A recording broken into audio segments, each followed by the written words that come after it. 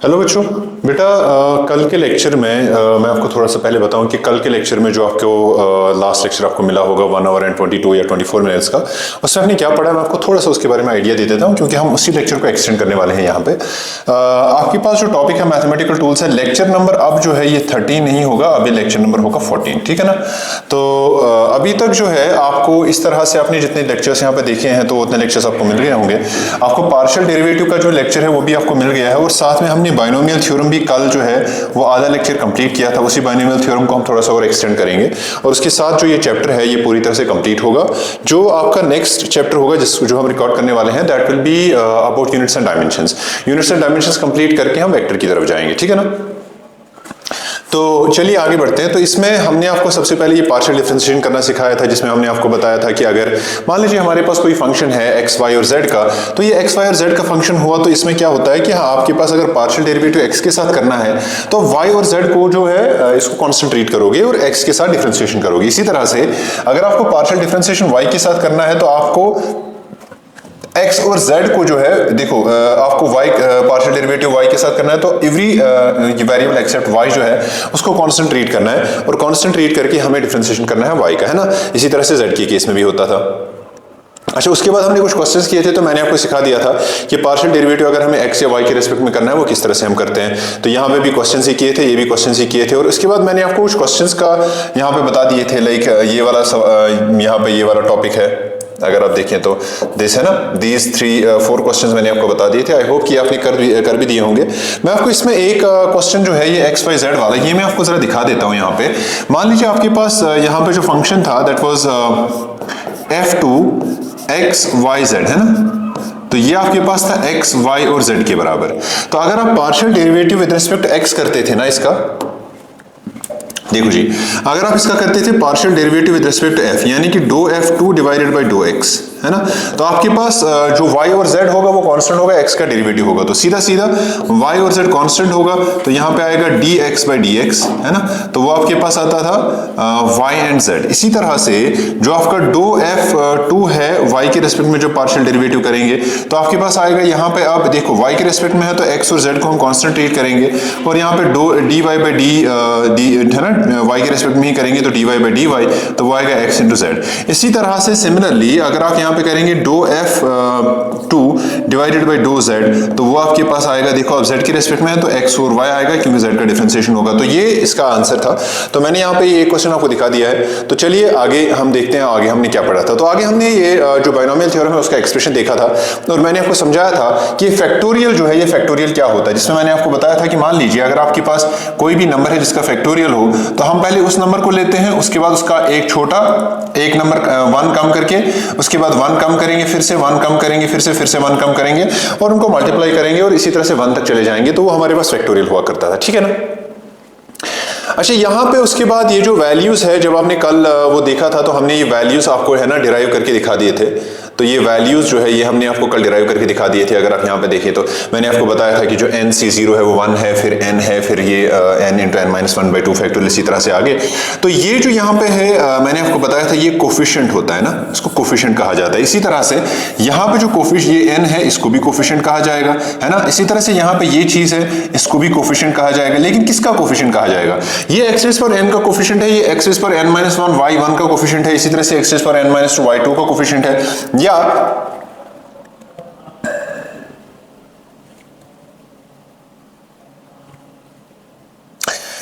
यहां पे आपके पास ये जो है ये चीज भी आपके पास क्या है, कोफिशिएंट, है ना। बात समझ में आ रही है। और इसी तरह से यहां पे भी ये कोफिशिएंट है, ये 1, और ये 1 जो है ये कोफिशिएंट है x रेज़ पर 0 y रेज़ पर n का, ये simply y rays power n का कोफिशिएंट हुआ ना। अब उसके बाद मैंने आपको बताया था कि बाइनोमियल थ्योरम से हम सॉल्व करेंगे x plus y rays power 4। तो मैंने आपको वहां पे सॉल्व करके दिखा दिया था। मुझे पूरी उम्मीद है ये आपको पूरी तरह से समझ में आ गया होगा। अच्छा, मैंने आपको उसके बाद बताया था कि ये जो आपके पास ये binomial theorem of expression solve करते हो, इसमें ये सबसे हेक्टिक काम या सबसे जो कम्बरसम इसका काम लगता है वो ये है कि इसका कोफिशिएंट कैसे कैलकुलेट करना है ना। तो कोफिशिएंट जब कैलकुलेट, अगर हमें फॉर एग्जाम्पल कोफिशिएंट ऑलरेडी पता हो तो हमारा आधे से ज्यादा काम बच जाएगा, तो हम आंसर जल्दी निकाल पाएंगे। तो मैंने आपको कहा था कि उसका एक शॉर्टकट तरीका है ये पास्कल्स ट्रायंगल, और मैंने आपको ये भी बताया था कि इस पास्कल्स ट्रायंगल को 15 तक एक्सटेंड करना है। आई होप कि आपने कर भी लिया होगा।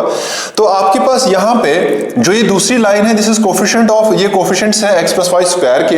इसी तरह से ये जो इसके बाद ये 1 3 3 1 है, ये coefficients of x plus y raise power 3 के, मैं यहाँ पे लिख भी देता हूँ।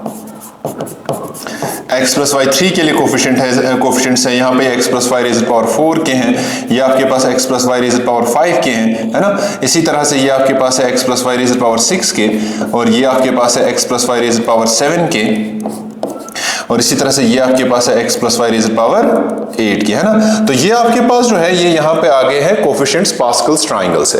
नाउ ये पास्कल्स ट्रायंगल से जब हमें कोफिशिएंट्स मिलते थे तो हम यहाँ पे अब कोई भी क्वेश्चन आसानी से सॉल्व कर सकते थे। उस केस में यहाँ पे आप देख सकते हैं x plus y raise power 7 को मैंने बायनोमियल थ्योरम से सॉल्व किया, तो ये कोफिशिएंट्स जरा देखो कितना यहाँ पे कैलकुलेशन करना पड़ता था। लेकिन अगर हम इसी चीज को पास्कल्स ट्रायंगल से सॉल्व करते थे तो देखो ये डायरेक्टली एक स्टेप में इसका आंसर आ जाता। तो इतना बड़ा इक्वेशन अगर आप मल्टीपल करते करते जाओगे तो आधे घंटे से ज्यादा होगा, और इसमें कंफ्यूजन और होगा और गलतियां और होगी। लेकिन यहां पे वो गलती भी नहीं हो रही है और एक स्टेप में आंसर आ रहा है, ठीक है ना।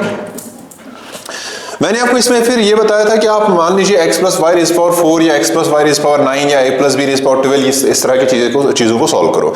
तो मैंने आपको एक और चीज भी बताई थी कि अगर मान लीजिए एक नेगेटिव इसमें वैल्यू है, मान लीजिए x नेगेटिव है या y नेगेटिव है, उस केस में हम क्या करेंगे। तो चलिए इसी चीज से हम आगे अगला लेक्चर जो है वो स्टार्ट करेंगे। तो यहां पे हम एक चीज सॉल्व करेंगे, एक क्वेश्चन से सॉल्व करते हैं। Solve x minus y raise power 4 using Pascal's triangle.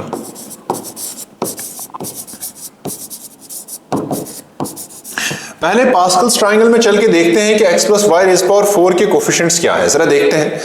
x plus y raise power 4 के कोफिशिएंट्स आपको यहां पे नजर आ रहे होंगे, देखो बेटा 1 4 6 4 1। तो आपके पास ये जो कोफिशिएंट्स है ना, जरा मैं देखूं तो coefficients using Pascal's triangle, coefficients using Pascal's triangle 1 4 6 4 1। तो ये हमारे पास है कोफिशिएंट्स इसके, ठीक है ना। अच्छा ये जो इक्वेशन हुआ, अब यहां पे एक और चीज अगर आप देखेंगे, इसमें हमारे पास सॉल्व करना है x minus y raise power 4। बेटा क्या हम इसको ऐसे भी लिख सकते हैं कि ये आपके पास x plus of minus y raise power 4 हुआ। तो सिंपल कहानी ये है कि इसमें आपको y को रिप्लेस करना है माइनस वाई से, सही। तो जरा देखते हैं। तो मुझे बताइए, सबसे पहले आता था पहला वाला कोफिशिएंट, है ना, और उसके बाद पहले वाले का x रेज़ पावर n आएगा, यानी कि x रेज़ पावर 4, उसके बाद माइनस वाई रेज़ पावर 1, अरे माइनस वाई रेज़ पावर 0, है ना। देखो मैं दिखा देता हूं फिर से, देखो x raise power n, y rays power 0, x raise power n minus 1, y rays power 1, इसी तरह से आगे चलेंगे।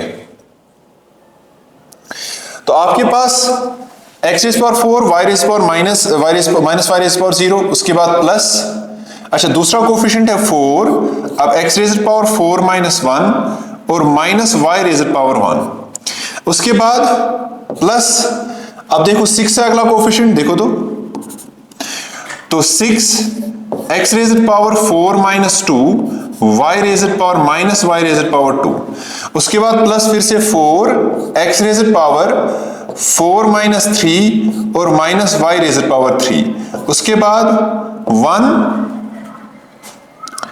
x रेज़ पावर 4 माइनस 4 और माइनस y रेज़ पावर 4। बात समझ आई, ये है बायनोमियल थ्योरम। तो अगर आप देखेंगे इसका मतलब हमें यहां पे मिला x minus y raise power 4 बराबर किसके, देखो x raise power 4 y raise anything raise power 0 is 1, तो आ गया x रेज़ पावर 4। यहां पे जरा देखो प्लस 4 x रेज़ पावर 3 और ये आएगा माइनस y, इसी तरह से यहां पे आएगा plus 6 x square minus y square, और इसके बाद plus 4 x minus y cube, उसके बाद प्लस x रेज़ पावर 0 और माइनस वाई रेज़ पावर 4। अच्छा जब भी नेगेटिव नंबर का पावर जो है ना वो इवन होता है तो आप जानते हैं माइनस जो होता है वो पॉजिटिव में कन्वर्ट हो जाता है। तो मतलब x minus y raise power 4, जरा देखो x रेज़ पावर 4 यहां पे प्लस 4, अच्छा अब यहां पे प्लस 4 नहीं आएगा, क्यों? क्योंकि यहां पे y का ये ऑड पावर है, तो ये माइनस बाहर आ जाएगा, तो मैं लिखूंगा -4x³ और यहां पे लिखूंगा y, उसके बाद लिखूंगा प्लस, अच्छा देखो यहां पे इवन है ना, तो मैं लिखूंगा +6x² y²। अब देखो यहां पे फिर से ऑड है, तो -4xy³। इसके बाद यहां पे फिर से इवन है, तो मैं लिखूंगा +y⁴। तो ये है आपके पास फुल फॉर्म x - y⁴ का। तो ये इस क्वेश्चन से आप एनालाइज करके देख सकते हैं कि अगर आपके पास मान लीजिए x + y⁴ हो तब कैसे सॉल्व करेंगे, और अगर x - y हो तब किस तरह से सॉल्व करेंगे। अच्छा बेटा यहां पे इस केस में अगर आपके पास यहां पे नंबर 4 है ना, अगर आप 4 को सब्ट्रैक्ट करते हो 1 तो ये बनेगा 3, फिर से 1 करोगे सब्ट्रैक्ट, देखो 4 को सब्ट्रैक्ट 1 करोगे बनेगा 3, फिर से करोगे 2 बनेगा, फिर से करोगे 1 बनेगा, फिर से करोगे 0 बनेगा। तो यहां पे हमें रुकना है। क्या होगा तब अगर हमारे पास मान लीजिए पावर 1/2 हुआ, जरा समझते हैं आगे अगले सवाल में। मान लो आपके पास एक क्वेश्चन है x + y रेज्ड पावर 1/2। इस तरह के क्वेश्चन को किस तरह से सॉल्व कर सकते हैं जरा देखेंगे। बेटा हम जानते हैं कि यहां पे सबसे पहले क्या हमारे पास पास्कल्स ट्रायंगल यूज होगा, तो आंसर है नहीं। क्यों? क्योंकि पास्कल्स ट्रायंगल में हमारे पास ये फ्रैक्शन डिजिट का कोफिशिएंट नहीं है अवेलेबल। देखो पास्कल्स ट्रायंगल में फ्रैक्शन डिजिट का कोफिशिएंट अवेलेबल नहीं है, लाइक 2 का है 3 4 5 6 7 8, या इसी तरह से 9 10 11 12 13 14 15 तक जो आपने किया होगा। अगर यहां पे फॉर एग्जांपल 2 की जगह 1/2 हो तो तब हम क्या करें, हमारे पास कोफिशिएंट तो है नहीं, तो हम यूज करेंगे वापस से वही बाइनोमियल थ्योरम जो यहां पे आपको निकल के दी गई है। देखो ये वाला, not this one, actually this one. इस केस में मान लीजिए फॉर एग्जांपल अगर मेरे पास है x + y⁴ के, तो इस केस में n का वैल्यू जो है दैट इज 1/2। बेटा ये चीज जो है ना, ये हमें ख्याल रखना है, बहुत ज्यादा जरूरी, ठीक है ना। तो यहां पे n का वैल्यू जो है वो 1/2 है, तो n का वैल्यू 1/2 यूज करेंगे, आगे बढ़ते जाएंगे। तो जरा देखते हैं। तो सबसे पहले मुझे बताओ इक्वेशन क्या है। इक्वेशन आपके पास है x + y raised power n बराबर होता है 1 x raised power n y raised power 0 plus n x raised power n - 1 y raised power 1 plus n into n - 1 divided by 2 factorial x raised power n - 2 और y raised power 2 plus n into n - 1 into n - 2 divided by 3 factorial x raised power n - 3 y raised power 3 plus n into n - 1 n - 2 n - 3 divided by 3 factorial, बाद में आएगा 4 factorial x raised power n - 4 y raised power 4 plus 1, ठीक है ना।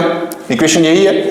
तो जरा देखो इस केस में, इसका मतलब जो आपके पास x + y रेज्ड पावर 1/2 आया, ये बराबर आएगा, देखो 1 x raised power 1/2 y raised power 0 plus n x raised power 1/2 - 1 y raised power, अब देखो यहां पे -1 हुआ तो y रेज्ड पावर 1, इसके बाद प्लस n इंटू, अच्छा n जो है ना यहाँ पे n 1/2 है, मैं वो भी लिख देता हूं साथ में। बेटा ये क्वेश्चन जरा ध्यान से समझना, इसी से आपको पता चलेगा कि हमें जब आगे इसमें हम अप्रोक्सीमेशन की बात करेंगे कि हमें बाइनोमियल थ्योरम में अप्रोक्सीमेशन की जरूरत क्यों पड़ती है, तो उसका ओरिजिन इसी क्वेश्चन से होगा। तो जरा देख के समझ, इसको थोड़ा सा समझने की कोशिश करो। रफर कॉपी नीचे, रफर पेन आपके नीचे रखो और बोर्ड की तरफ देखो। अच्छा यहाँ पे n का वैल्यू जो है वो 1/2 है और यहाँ पे आएगा 1/2 - 1 और डिवाइड में आएगा 2 फैक्टोरियल, यहाँ पे आएगा x रेज्ड पावर, देखो n - 2 है ना, तो आएगा 1/2 - 2 और आएगा y रेज्ड पावर 2, इसके बाद प्लस 1/2 इंटू 1/2 - 1 इंटू 1/2 - 2, ठीक है ना, divided by 3 factorial x raised power x raise power 1/2 minus 3 y rays power 3 plus 1/2 into 1/2 minus 1 into 1/2 minus 2 into 1/2 minus 3 x raise power 1/2 minus 4 y rays power 4 plus so on. अब जरा देखो, मान लीजिए ये आपके पास है कोफिशिएंट, मान लीजिए इसको मैं a0 बोल दूं या a1 बोल दूं फॉर एग्जांपल, इसको मैं बोल दूं a2, इसको बोल दूं a3, इसको बोल दूं a4, इसको बोल दूं a5। अच्छा यहां पे डिवाइड में जो है ना वो 4 फैक्टोरियल भी है। अब इसको बोल दो a5 प्लस 1। तो मुझे बताओ क्या मैं लिख सकता हूं x plus y raise power 1/2 किसके बराबर होगा? जरा ध्यान से, a1 x raise power 1/2, anything raise power 0 is 1, plus यहां पे जरा ध्यान से बेटा 1/2 x रेज पावर, एक में से आधा गया बचा आधा, तो माइनस 1/2। समझ नहीं आया शायद यार, -1 प्लस 1/2 सब्ट्रैक्ट करेंगे तो -1/2 आया, और y रेज़ पावर 1, सही बात, गुड। आगे चलो, अच्छा उसके बाद यहां पे आपके पास a3 है, ये कोफिशिएंट, अब मैं यहां पे a2 लिख देता हूं, ये a1 a2 इसलिए लिखा है ताकि हमें लिखने में थोड़ी आसानी हो। a3 जो यहां पे ये कोफिशिएंट है, इस केस में आपके पास देखो x रेज़ पावर, जरा देखो 1/2 माइनस 2, देखो एलसीएम 2 आएगा तो ये आएगा यहां पे 1, ये आएगा 4, तो वो आएगा -3/2, तो वो आएगा x रेज़ पावर -3/2 और यहां पे आएगा y रेज़ पावर 2, सही बात है, ठीक। इसी तरह से प्लस आपके पास a4 आया x रेज़ पावर, अब देखो इस केस में आपके पास है 1/2 माइनस 3, एलसीएम करो 2 आएगा, 1 यहां पे 6 आएगा तो -5/2। तो मुझे बताओ x raise power -5 divided by 2 और आपके पास आएगा y रेज़ पावर 3। इसके बाद plus a rays power 4, sorry a5, इसके बाद आएगा a5 x रेज़ पावर, जरा देखो इस केस में आपके पास आएगा सीधा सीधा -7/2 और आएगा y rays power 4 plus so on. अब बेटा जरा ध्यान से इस इक्वेशन को समझो, देखो पहला पावर था -1/2, फिर -3/2, -5/2, -7/2, -9/2, -11/2, -13/2, सही बात। मुझे बताओ क्या यहां पे ये इक्वेशन कभी भी इसमें ये x का पावर 0 आएगा क्या? नहीं। क्या मैं ये कहूं कि ये जो इक्वेशन है या इस इक्वेशन का जो आंसर है वो इंफिनिटी तक एक्सटेंड करेगा? बोलो बेटा, कहां तक एक्सटेंड करेगा? हम करते जाएंगे, टर्म्स का नंबर कभी खत्म नहीं होगा। तो इसीलिए ऐसे केस में हमें एक और चीज करनी पड़ती है जिसको थोड़ा सा मैथमेटिकल मैनिपुलेशन करते हैं और उसके बाद एक अप्रोक्सीमेशन यूज करते हैं। वही अप्रोक्सीमेशन मैं आपको यहां पे बताना चाहता हूं। तो ये आपको समझ में आया हो तो एक बार इसको लिखो। अच्छा ये इंफिनिटी तक एक्सटेंड करेगा ना, तो इसको वीडियो को पॉज करो, यहां तक लिखो। ओके, आगे बढ़ते हैं। अब बेटा जैसे कि आपने देखा है कि अगर मान लीजिए हमारे पास एक बाइनोमियल का पावर जो है वो फ्रैक्शन है, उस केस में ये जो बाइनोमियल है ये एक्सटेंड करता है अप टू इंफिनिटी। क्या हम वहां पे भी सॉल्व कर सकते हैं? तो आंसर है हाँ। देखेंगे कैसे। मान लीजिए अगर मेरे पास x plus y raised power मान लो n है, बेटा क्या मैं इसको लिख सकता हूं? जरा ध्यान से, मैं x को जो है ना वो बाहर करूंगा, अंदर लिखूंगा 1 plus y divided by x whole raise power n। क्या इसी को मैं लिख सकता हूं इक्वल टू, जरा ध्यान से, x रेज पावर n और अंदर ब्रैकेट में रहा 1 plus y divided by x raise power n। ठीक, यहां पे अगर आप देखोगे तो ये जो पूरा का पूरा क्वेश्चन है ये दो हिस्सों में डिवाइड हुआ। ये वाला जो है दिस इज नॉट बाइनोमियल। अरे सीधा सीधा किसी नंबर का पावर है तो ये बाइनोमियल तो हुआ नहीं। लेकिन अगर हम देखें इस केस में ये वाला जो टर्म है दिस इज ए बाइनोमियल।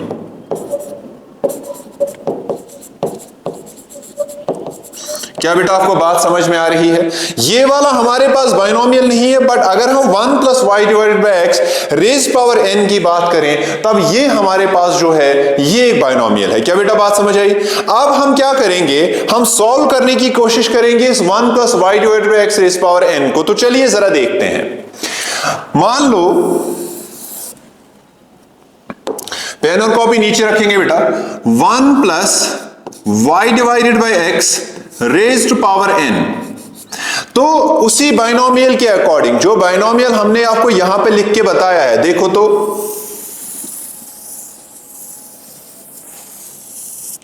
इसी बाइनोमियल के अकॉर्डिंग हम इसको सॉल्व करेंगे। देखो पहला कोफिशिएंट 1 है और अब यहां पे, अच्छा इस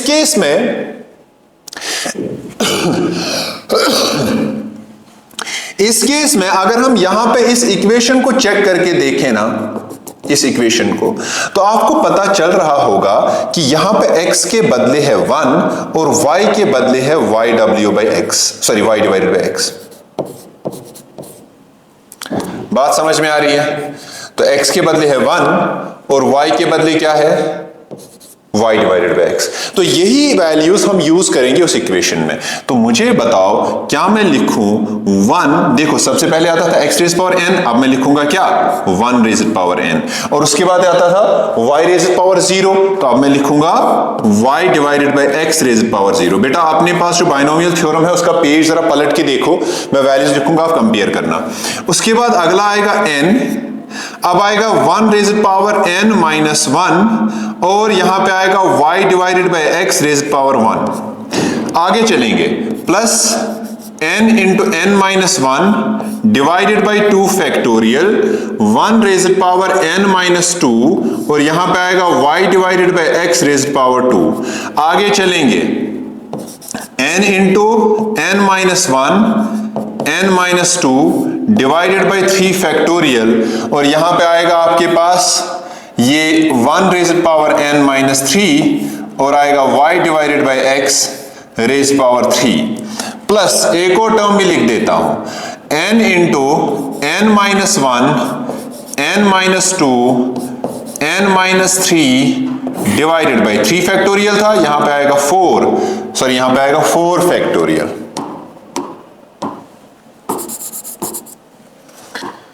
यहां पे आएगा क्या 4 फैक्टोरियल। इस केस में आएगा 1 रेज़ पावर x माइनस 4 और y divided by x raise power 4 plus so on, ऐसे ही आगे बढ़ता जाएगा। सॉल्व करो जरा सा, 1 का कितना भी पावर करो वापस 1 ही आना है। तो इसका मतलब 1 plus y divided by x raised power n is 1, ये 1 रेज़ पावर n भी 1 ही आएगा, तो उसको अब लिखने की क्या जरूरत है, 1 से किसी भी चीज को मल्टीपल करो कोई चेंज आता तो है नहीं। तो ये आएगा 1 सीधा सीधा प्लस n, ये 1 और आएगा y डिवाइडेड बाई x।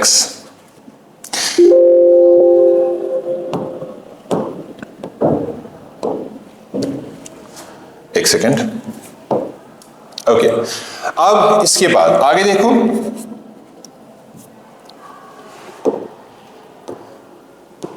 आगे देखेंगे plus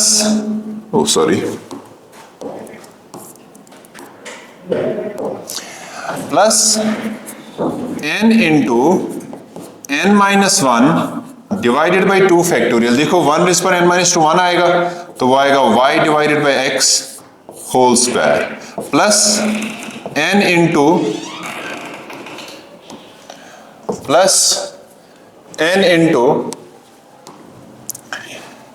n minus 1 into n minus 2 divided by 3 factorial. 1 raise power n minus 3 1 ही आएगा, तो आपके पास आएगा y divided by x whole cube plus n into n minus 1 n minus 2 n minus 3 divided by 4 factorial और यहां पे आएगा y divided by x raise power 4 plus so on. बेटा आपके पास कई सारी किताबों में बाइनोमियल थ्योरम जो है ना वो सिर्फ और सिर्फ इसी फॉर्म में लिखी जाती है, ठीक है, वो इसी फॉर्म में बाइनोमियल थ्योरम लिखते हैं। क्यों? क्योंकि इसी से हम बाद में अप्रोक्सीमेशन निकालते हैं। ठीक है, लेकिन मैंने आपको यहां पे बता दिया है कि ये binomial theorem step by step कहां से निकल के कहां पहुंच के चलता है। तो फाइनल एक्सप्रेशन जो आपकी किताबों पे लिखा है, मोस्ट ऑफ द बुक्स पे, नॉट हर किसी किताब पे, मोस्ट ऑफ द बुक्स पे जो लिखा है वो एक्सप्रेशन ये लिखा है, ठीक है ना। तो ये एक्सप्रेशन ऐसा नहीं समझना कि ये गलत है, ये एक्सप्रेशन बिल्कुल सही है, लेकिन असल में बायनोमियल थ्योरम निकल के कहां से आता है वो मैंने आपको इस लेक्चर में समझा दिया है, ठीक है ना। अब एक काम करते हैं, ये जो y डिवाइडेड बाय x है ना, ध्यान से समझना बेटा, ये बहुत जरूरी है ये वाला part. y divided by x को हम क्या करते हैं, हम 1 से बहुत छोटा कर देते हैं। देखो कैसे, मान लो अगर, अच्छा इसको अगर लिखना है तो वीडियो को पॉज करके लिखो। अब एक और चीज देखो, अगर if y divided by x, या यूं कहिए, अगर मैं थोड़ा सा इसको ना किताबी लैंग्वेज में लिखूं, if x is greater than y, then y divided by x will be less than 1। अरे यार, अगर x बड़ा है, एग्जांपल से देख सकते हैं, मान लो 3 डिवाइडेड बाय 4 कितना आएगा, यह आएगा आपके पास 0.4 करके समथिंग, तो 1 से कम है ना। इसी तरह से अगर डिनोमिनेटर में नंबर जो है वो बड़ा है न्यूमरेटर से, तब उस केस में जो y डिवाइडेड बाय x है वो बनेगा लेस देन 1। सही बात। तो इसका मतलब यहां पे मान लीजिए, अच्छा अब जरा देखो, फॉर एग्जाम्पल किस तरह से, for example if x is equal to 3 and y is equal to 2, x is equal to 10, y is equal to 5, x is equal to मान लीजिए 20, y is equal to 1000, ठीक है ना। अगर आप यहां पे, अच्छा इस केस में अगर आप हर बार देखो तो आपके पास, ओके y, हाँ ये वाला मैंने जरा ऐसे गलत किया है, तो यहां पे क्या करेंगे, x को लेंगे 1000 और y को लेंगे 20। अगर आप इस केस में देखोगे, जो ये x है ये डिनोमिनेटर है, ये वाला हिस्सा जो है ना, दिस x इज डिनोमिनेटर, और ये जो y है ये आपके पास है न्यूमरेटर। सही बात। तो अगर आप देखोगे, अगर डिनोमिनेटर बड़ा है न्यूमरेटर से, ठीक है ना, तो डिनोमिनेटर बड़ा अगर न्यूमरेटर से है, तब हमारे पास जो y डिवाइडेड बाय x है वो जिस केस में 2 डिवाइडेड बाय 3 आया, यानी कि 0.667, इसी तरह से यहां पे y डिवाइडेड बाय x बराबर आएगा 5 डिवाइडेड बाय 10 के, तो 0.5। इसी तरह से y डिवाइडेड बाय x यहां पे आया 20 डिवाइडेड बाय 1000 से, तो वो आया 0.002। तो ये आया आपके पास क्या, 0.02। बेटा आप हर बार यहां पे देख सकते हो कि जब जब आपके पास न्यूमरेटर बड़ा है डिनोमिनेटर से, सॉरी डिनोमिनेटर जो है वो बड़ा है न्यूमरेटर से, उस केस में जो y डिवाइडेड बाय x का वैल्यू आता है वो हमेशा 1 से कम आता है। तो मुझे बताओ, मान लो फॉर एग्जाम्पल, अब एक एग्जाम्पल यहां पे एक और चीज लेता हूं, for example y divided by x is equal to 0.1, ठीक। जरा इसका स्क्वायर करो तो इसका मतलब y divided by x whole square जो होगा ना, that will be 0.1 square, 0.1 square, तो बेटा वो आएगा 0.01। इसी तरह से अगर यही जो आपके पास y divided by x whole cube करें तो वो आएगा 0.1 होल क्यूब, वो आएगा आपके पास 0.001। सही बात। इसी तरह से अगर आपके पास y divided by x raised power 4 करें तो वो आएगा 0.0001। इसी तरह से अगर हम y divided by x raised power 5 करें तो ये आएगा आपके पास 0.00001। इससे आपको यह पता चला कि जो भी नंबर 1 से कम होता है उसके हायर पावर्स ले लो तो वो और कम होने लगता है। देखो जरा सा, यहां पे अगर एक नंबर मैं यहां पे लिखूंगा, if A number is less than 1, ठीक, या रेंज में लिख दूंगा पूरा, a number has value between 0 and 1, या यूं कहिए 0 से बड़ा और 1 से छोटा, ठीक है, then its higher powers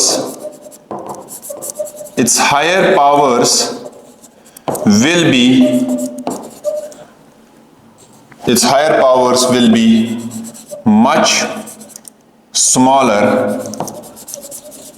than the number itself. अरे यहीं पे लिखा, ये यहां पे मैंने आपको प्रूव करके दिखाया बेटा। 0.1 का स्क्वायर करो 0.01 आया, क्यूब करो 0.001 आया, 4 करो 0.0001 आया, और रेज़ पावर 5 करो तो 0.00001 आया। इसका मतलब अप्रोक्सीमेशन देखो, इसका मतलब यहां पे y डिवाइडेड बाय x मान लो 0.1 है, ठीक, तो 0.1 लिख दिया सर। 0.01 कम होगा, 0.001 और कम होगा, 0.0001 और कम होगा। तो मुझे बताओ क्या ये वाला टर्म, ये वाला टर्म, ये वाला टर्म मैं मान के चल सकता हूं ये टेंड करेगा 0 को? तो मैं यहां पे लिखूंगा। नाउ बेटा ये अप्रोक्सीमेशन बहुत जरूरी है, देखो। Now for 1 plus y divided by x raise power n जो बराबर था 1, अच्छा इस केस में जरा देखेंगे क्या था, देखो 1 n y by x, n into n minus 1 y है ना, तो मैं यहां पे लिखूंगा, मैं यहां पे सीधा सीधा लिखूंगा 1 plus n y divided by x plus n into n minus 1 by 2 factorial y by x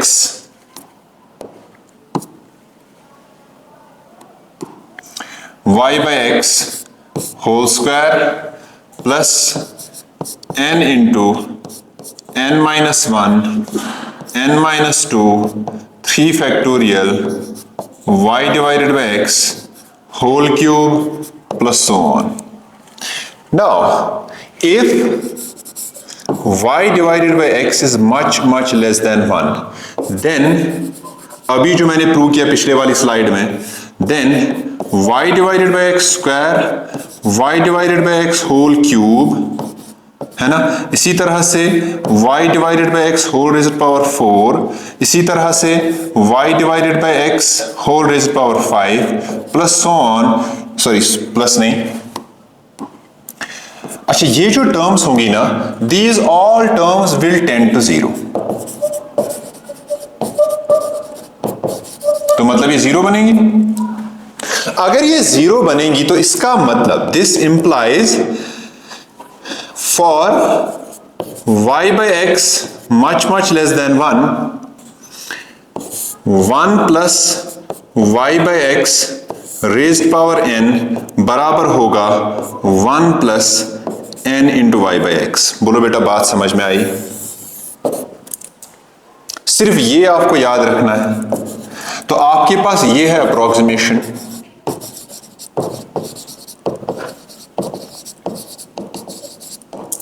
बात आपको समझ आई? तो अगर इसको थोड़ा सा और फैंसी वर्ड्स में लिखें तो देखो ऐसे, अगर मेरे पास मान लीजिए 1 plus y divided by x raise power n है ना, इसको क्या करो, यूज या put y divided by x equal to मान लीजिए a, ठीक है, then 1 plus a raised power n, बेटा क्या मैं इसको लिख सकता हूं इज इक्वल टू, अच्छा एक सेकेंड और एक चीज और यहां पे अप्रोक्सीमेट कर देते हैं, ये तो पुट किया ही है, अप्रोक्सीमेशन एक और करते हैं। Also y by x is much less than 1। अच्छा ये 0 से देखो, ऑब्वियसली बात इसका रेंज जो है ना वो 0 और 1 के बीच ही होना चाहिए ना, मैं वो भी लिख देता हूं। तो 0 y by x but much less than 1, sorry ठीक है ना। तो अब अगर आप देखो तो मैं लिख सकता हूं 1 प्लस ए रेज पावर n बराबर आएगा 1 प्लस एन ए के। ठीक, इसी तरह से आपके पास 1 प्लस ए रेज पावर माइनस n बराबर आएगा 1 माइनस एन ए के।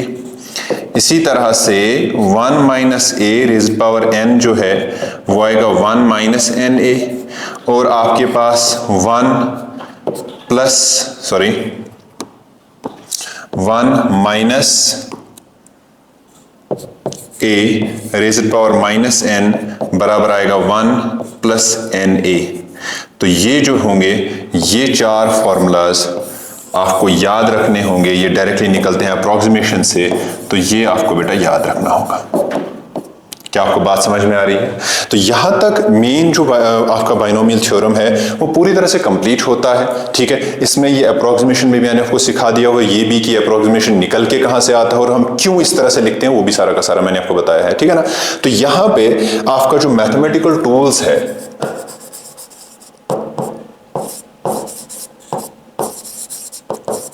मैथमेटिकल टूल्स जो आपका है, दिस इज कंप्लीटेड। यहां पे मैथमेटिकल टूल्स का पहला चैप्टर कंप्लीटेड है।